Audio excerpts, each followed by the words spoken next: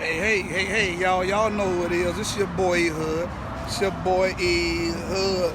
I'm out here in the Shot Town, my hometown. I was born and raised on the west side of the Shot Town, and I came through here to visit, see what they doing in the Shot Town. Look at, check out the Meg Mile, Michigan. Watch this. Let me see how can I turn it up. Look, all these people. Look. Now look down there. Look down as far as you can see. Look at that. You see that? As far as you can see, people everywhere. Look at this, the Meg Mile. They call it the Meg Mile. It's a whole bunch of folk out there. We was down there.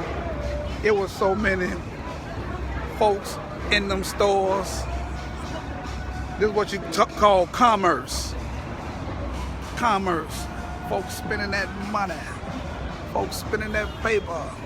They everywhere. Not everywhere, everywhere. Meg Mile. Boy, look. I came back to Chicago, to come to a wedding, right? So I got my little tux, right? So I'm gonna show y'all how to eat, put on the tux. And you know what? I ain't never had on the tux. Be Smith Iffy, and Ma, you understand me? Smith Iffy. Hey, but look, this Meg Mile, these folk out here spending. And it's beautiful out here. It was raining earlier, but it's cool out here. And one thing I come to learn, that when you change your scenery, you could begin to see differently. Cause when I was coming up, when I was in Chicago, right, and I was on the west side, but now, and we was having plenty of money, but we was always stationed in poverty. Goddard. We was always stationed in poverty. Hey, sis. Hey, Stephanie. And we was always stationed in poverty. Hey, prophetess.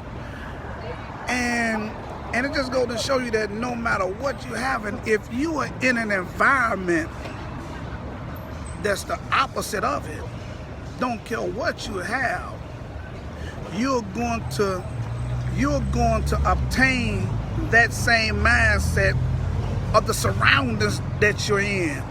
Jesus quoted it like this here. He said when the Lord was talking to the children of Israel, he said, don't let your sons marry their daughters, and don't let your daughters marry their sons, because they are going to change their hearts from me to worship other gods.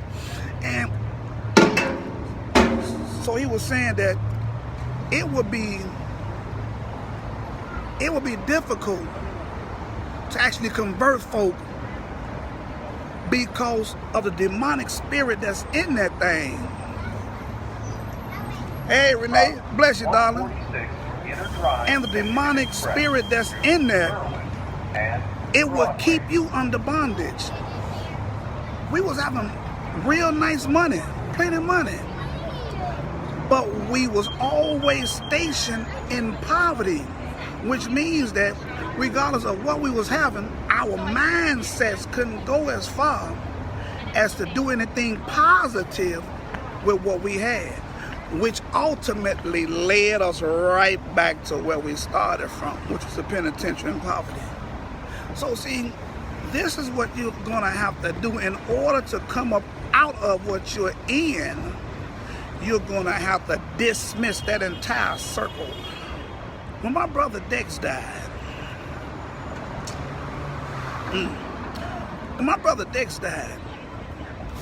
at the funeral, I had told the chief, I had told everybody that was ready to ride with us, I said, as of today, as of right now, for the rest of my life, I'm done. And I had left the mob. I had left that business altogether. But now watch this here. In order for me to truly be converted over to another lifestyle, I had to disconnect from everything that was connected to that. Watch this now. Don't mean that I don't love them. Don't mean I don't love them. But in order for me to go to a higher level in my life, there's a lot of weight I had to drop on. There's a lot of people that I love that I had to, watch this here, dismiss out of my life for a season. And this is why when we really want to change our lives, we're going to have to leave where we're at. You remember God said it like this here to Abraham. He said, come out, yeah, and what the Bible say, from among them, and go to a place where I'm going to send you, boy. See, in order for Elijah to get fed by the ravens, he had to go where God told him to. God told him to go to a certain place. If he'd have went elsewhere, he wouldn't have got it. You remember when he told him, he said, go to a place and I have a woman there who is going to take care of you. If he wouldn't have went there, he would have starved to death. In order for you, talk to him, preacher. I know you out here on the Meg Mile, but talk to your people because they need to hear it. In order for your life to change and go another direction, you're going to have to come out of the environment you're in. You know, they say, that, everybody is not a product of their environment. That's a butt-naked lie. Everybody is a product of their environment. Look at your life. Look where you at. You're a product of your environment. Look at your close circle of friends. Look at how they're living. Look at them. Check out their mindsets. Check out the dialogue. And then check out your dialogue. And see, don't you understand why you have that circle. If you want to change your circle, come on. If you want to change your environment, if you want to change the way you're living, you are going to have to, watch this here. I know you done heard it plenty of time, but it's the butt-naked truth. You're going to have to change your mindset. So how do I change my mindset, Pastor? The way you change your mindset is the first realize that I can do better than where I'm at. Hey, that's a start. So how do I change my mindset, Pastor? You can start, watch this here. Many of y'all can start by just cleaning up your house. You won't believe the peace that'll bring you.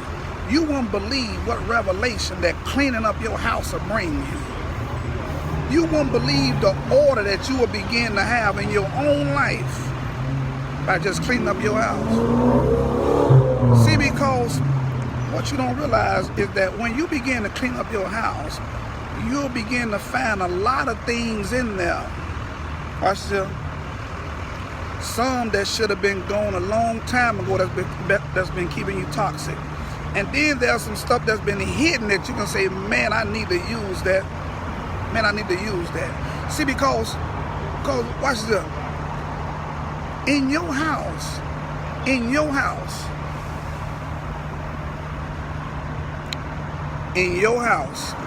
there are some things that you're going to have to get rid of. Watch this here. Starting with your mindset, watch this. And then in your house, not just your apartment, not just your house, but in your house, the folks that's closest to you, there are going to have to be some deletions. Yeah. There's going to have to be some circumcisions, some cutting off, And it's not that you don't love them, but in order to go further, you're going to have to get rid of these here people.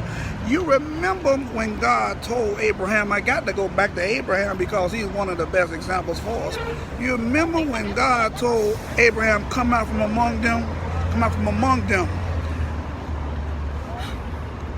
Abraham left all of them, but he took his nephew Lot with him.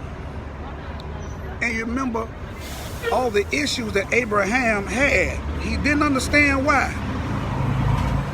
And it wasn't until Abraham came up to Lot because their herdsmen was fighting each other. And he said, you pick what you want, and I'm going to take the other one.